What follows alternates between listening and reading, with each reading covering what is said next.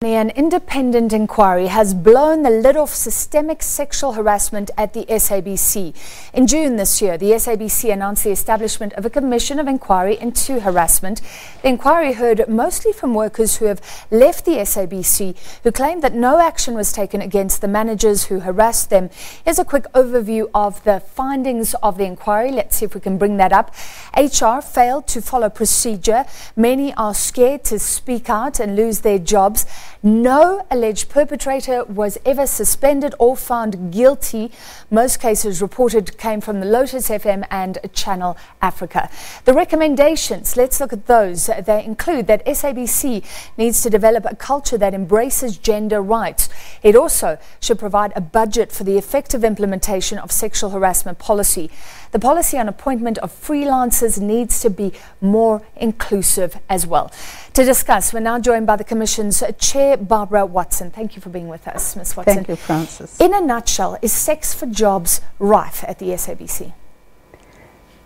I don't know if it is rife, but it is there and it is obvious. I think based on what we got, it showed that you cannot ignore it. Most of the cases were more than 5 years old, but they were only allowed to bring complaints against current managers. Yes. So these are current managers. Are women unsafe at the SABC right now? I think we looked a few years back to see if this is a phenomenon that is linked to what has been happening over the 2 years. But I think typical of what's been happening in South Africa, that gender-based violence is endemic in society. And SABC is symptomatic of what's happening in society. One could say that, yes, women in the workplace and women at SABC are no different to women in other places in South Africa, that there is an element of concern and danger. So it's part of a societal issue. However, I've heard terrible stories in the last 5 years. So those aren't old cases. Are you concerned that only one current worker came forward? Why are the others not coming forward? I think you just have to again reflect. A few years ago, the SABC was engulfed with a culture of fear. It would appear from certainly where I was sitting as an outsider looking in, what was in the media was that it was very easy for people to lose their jobs.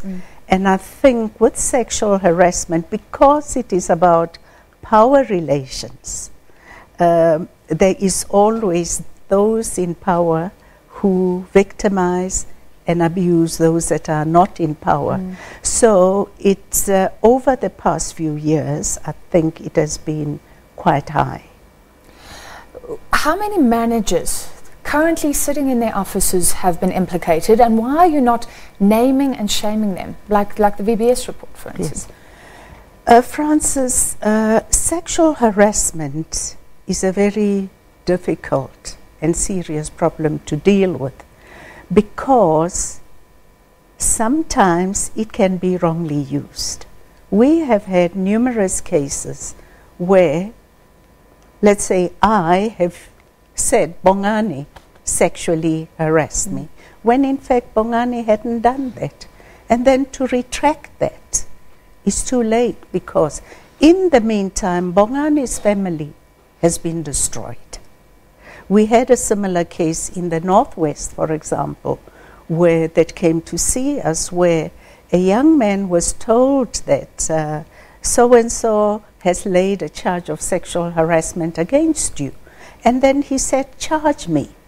And that never happened, you see, and it transpires that the person had resolved the matter, but his marriage went through a rough patch, and one is not even sure if it's going to survive this. Okay, but you have handed over the details of specific cases to the SABC, so the SABC must now act. The cases where Ms. X has come and said, so-and-so sexually harassed me, I reported the matter, it was hush-hushed, or it was not handled in line with the SABC, or I don't feel that justice has been done for me.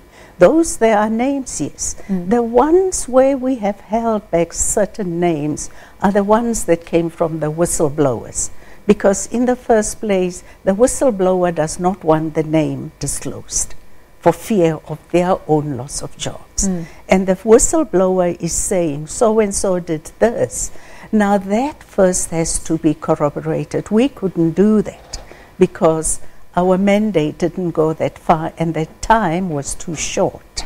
So that list, we are going to hand it over to the SABC, but we first need to work out certain guarantees.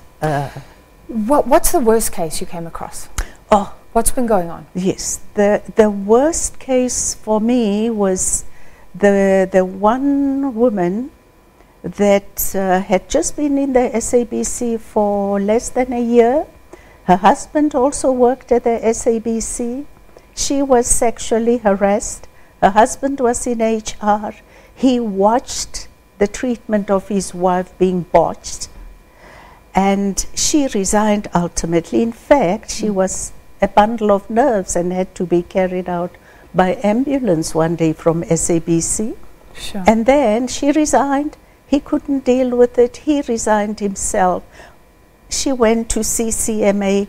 Her lawyer seemed to have connived or colluded with somebody, didn't notify SABC of the case coming until 3 days later, when the commissioner tried to ask SABC, condone the 3 days lateness, it's not so serious. Yeah. SABC refused, and her case was thrown out.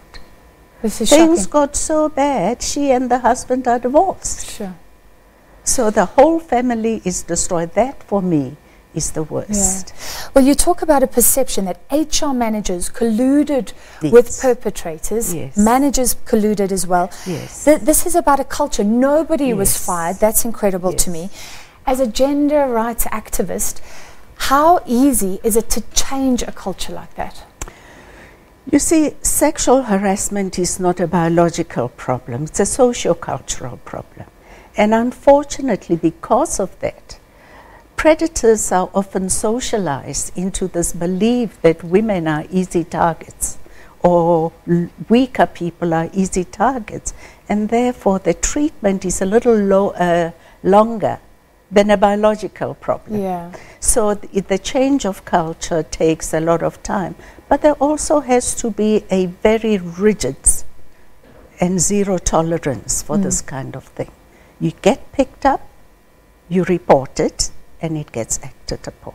And that will contribute towards fast-tracking the pace.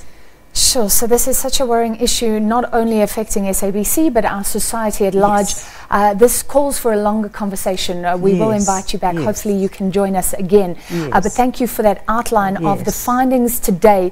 So that was the independent inquiry looking into sexual harassment at the SABC. That was the chair, Barbara Watson.